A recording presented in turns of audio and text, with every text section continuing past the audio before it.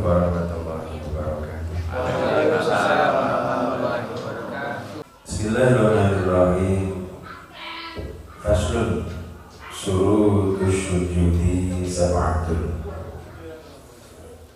Fasal ini menjelaskan tentang syarat-syaratnya sujud. Ada 7.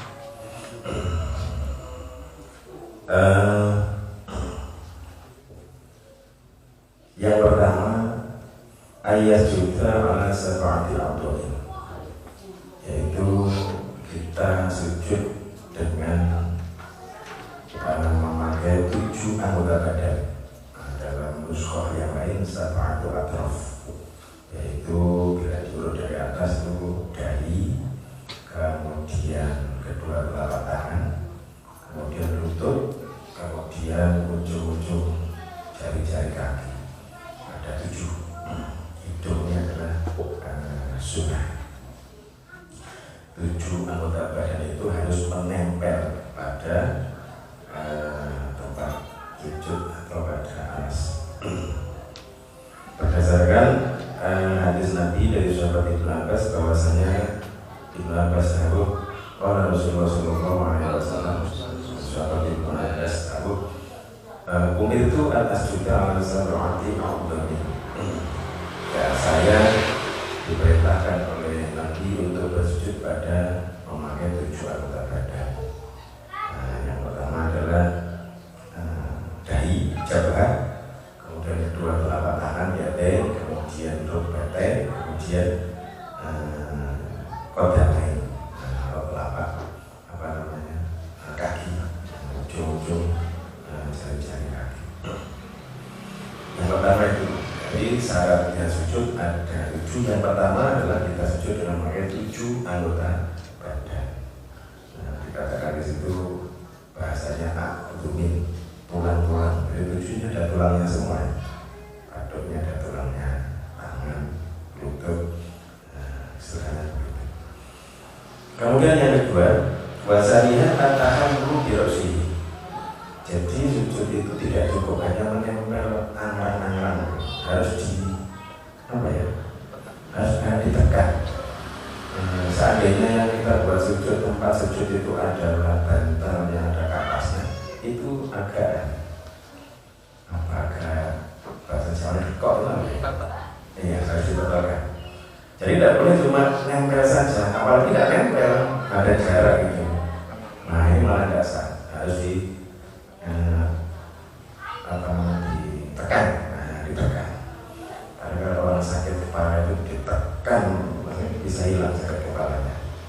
Ketika itu nanti kamu ya sakit kepala lagi, karena sakit kepalanya mikir utang. Kembali lagi. Harus ditekan. Kemudian mului lilih. Jadi ketika turun itu memang tidak ada tujuan lain kecuali memang untuk sujud. Jadi tidak ada tujuan lain, memang turunnya itu adalah untuk sujud. Apa ada sebenarnya yang turun sudah sujud seperti itu. Jadi tidak turun kecuali hanya tujuannya untuk bersujud. Kemudian yang kelima, Allah yasjuda ala syai'in yataharraku biharakatihi. Jadi kita tidak bersujud pada alas yang alas itu yataharraku syai'in yataharraku biharakatihi. Ketika kita bergerak itu ikut bergerak. Contohnya misalnya kita pakai baju lengannya panjang, lengannya ini sampai lembek bahasa Jawa di tempat sujud. Kemudian kita sujud di situ, di atas lengan kita yang di situ, maka tidak sah. Karena ketika kita berdiri itu ikut kita, bergeraknya ikut kita, maka tidak boleh. Termasuk anggota badan kita alasi dengan tangan kita sujud di atas tangan, itu tidak sah. Karena tangan ini termasuk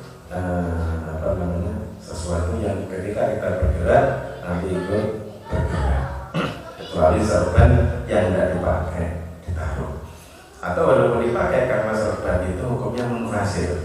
Tapi termasuk walaupun pun sabanan mulai itu dituju tidak apa-apa karena hukumnya terpisah. Kalau jurus mereka memang jadi satu.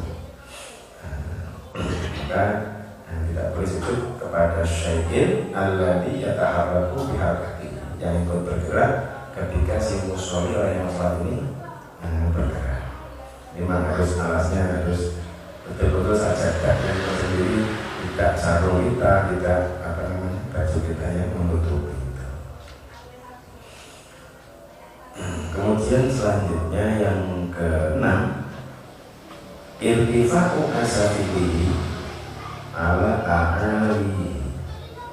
Jadi bagian belakang itu kita angkat, maaf, bagian belakang daerah di belakang kita majuzan itu bolong diangkat. Yang depan sujud, yang belakang diangkat. Baca bahasa Jawa jengking, biar membantu untuk menekan ketika sujud tadi itu. Kalau seandainya seorang perempuan yang sedang hamil tidak bisa seperti itu, tidak apa-apa. Itu kalau keadaan normal. Kemudian yang ketujuh, tumakninah di dalam sujud. Tumakninah itu diam sebentar, kira-kira untuk baca subhanallah, itu adalah cukup.